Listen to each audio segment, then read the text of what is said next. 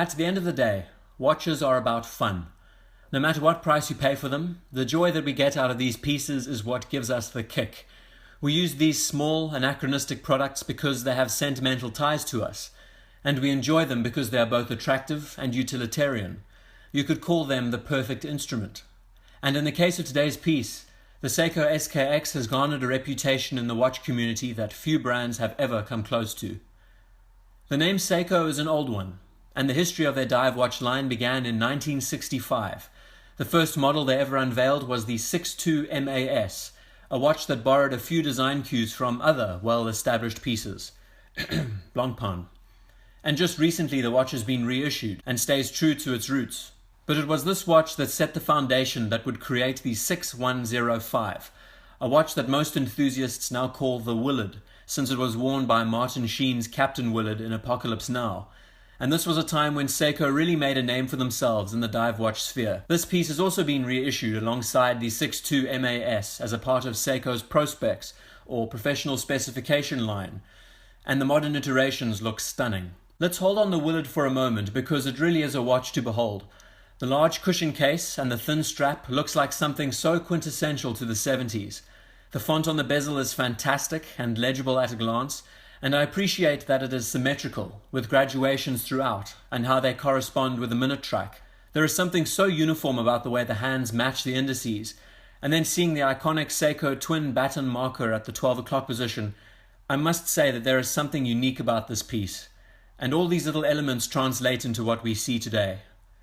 So soon after the release of the Willard, the Seiko 6306/9 was brought out, and it improved on the design, and here we can see that the watch began to resemble what we would see in the SKX. It too incorporated a cushion case, but the elements on the dial, like the indices and the hands, were now unique to the watch. So this watch produced many variants, like the 6309 until the late 80s, and then came the 7002. Now this is another watch that I want to pause on because it really looks striking. To me, all of these elements meld so well together. The watch adopts a more traditional snowflake dial found on the Willard. Then looking at the square batons reminds me of the Tudor Snowflake, reference 7016, but uses sharp arrow hands found on models like the 6309. Notice how the case shape now resembles what we would see with the SKX. And as a dive watch, it looks aggressive with no nonsense about it. Stunning design. And soon after the military caught wind of the watch, it became a hot favorite. Then we arrive in the SKX era. Since this watch has managed to stay on the market for over 20 years, it has created a huge buzz. So let's investigate why that is. First, the basics of its design. Following the form of the cushion case, the SKX kept the beefier form factor, but was rounded out. And what is interesting is that the watch does not have hard, defined edges to its case, but rather a smooth, flowing shape to its lugs.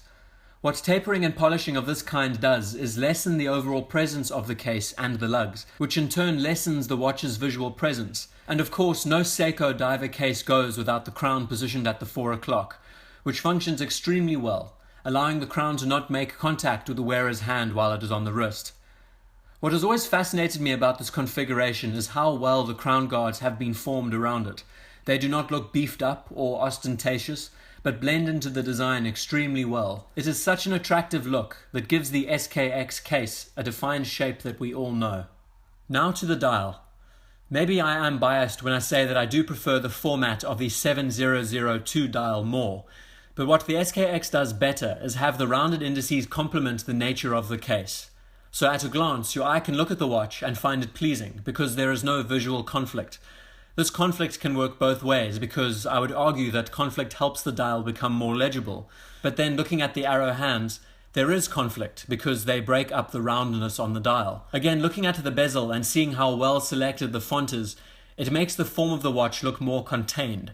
The same goes with the minute track and how it again corresponds with the markers on the bezel. Moving to the numerals on the dial in more detail, one element that has become a staple with the SKX line are the small extrusions that reach from the quarter markers and the triangle at 12. This is a very smart way of handling the indices. Normally we would expect to see a rectangle, or at least an element that differs from the standard circle, like numerals for example. But all that is really needed to be introduced is a differing visual weight. So just by adding a small line that then corresponds with the needles at the ends of the hands, not only ties the elements together, but also breaks them up so the eye can move around them easily. And the added diver's text in red is a nice touch to the contrast. Combining all of these elements together gives the watch excellent proportions, visually and physically. Now, of course, there are two options, the SKX 007 and the 009, both of which are 42mm in diameter. The 009 has the Pepsi-style red and blue bezel, for those of you who are new to these watches. And the SKX 013 is 37mm in size. And you can see the difference between the two sizes when the watches are placed next to each other. But what comes from all of these minor tweaks to the watch's design over the years is produce a model that is extremely efficient. Nothing about the watches stand out or overpower the next, and all the while it is perfectly set for purpose as a tool watch. My preference, which might surprise you, is that I prefer the size and shape of the 013 because I feel that handles the numerals and the space on the dial a little bit better than the 42mm variants. So looking at these watches, it is not difficult to understand why they are appreciated. The components tie everything well together. The size is not too large and not too small, and it is safe to say that the SKX is an amalgamation of models that came before it. The design of the watch undoubtedly celebrates that foundation. Why has this watch become so popular? Well, for many reasons. It is very affordable. Now maybe that does not appeal to some of the more rigid enthusiasts, but you cannot deny that you are receiving an excellent watch for the money. And let's for a moment consider that this watch is officially ISO certified, meaning that it goes through the likes of rigorous temperature variations, moisture tests, salt contamination tests, to name a few. Basically, ISO, International Organization for Standardization, certification tests vary from one level to another, but all tests are aimed to take the watch beyond the limit it specifies on its dial. And passing the tests means that it is extremely capable to be relied on in the field by the likes of professionals. It begs the question why all dive watches should not be subjected to this test. So if not anything else, passing the ISO test is a huge bragging right. What else makes the SKX popular?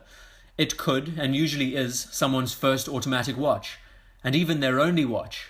Again, this differs from person to person, but the SKX for many people is an initiator that gets them into the hobby. This never-ending sickness of ours that is watches. So that is remarkable in itself. And very few watches have been able to garner such a reputation. Now you cannot talk about the SKX without the modding community. These watches are bought and modified by many simply because they are so affordable, but also because of how much variety that is available, which in turn improves the watch. Modifying Seikos is a topic all to itself. There are so many aspects to it, and they are easy to source online. But some of the modifications that have been made to these pieces are just phenomenal. The simple act of replacing parts has now turned into an art form thanks to this watch, and I am all for increasing the watch's ability to stand up taller against other brands. Bravo. And something that should be emphasized is this watch's versatility, because it can go with anything and look great. The simple dial layout allows for opportunity to have it paired with any type of strap, be it NATOs, leather, rubber. The list is endless. And this is where the fun factor comes in. For those of us who aren't capable of, or aren't interested in modifying our watches, just swapping out the straps is so easy to do, and you are left with a different watch for every day of the week. It could suit a school uniform, a business suit, casual or formal clothes, and that too is why the watch is so favored by many. It can easily be considered to be an everything watch. Does all of the above make the SKX perfect? I've said it before and I'll say it again that no product is truly perfect.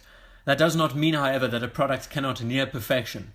And in the case of all iconic watches that I've spoken about before, it is down to the DNA and sticking with a design that works over the years.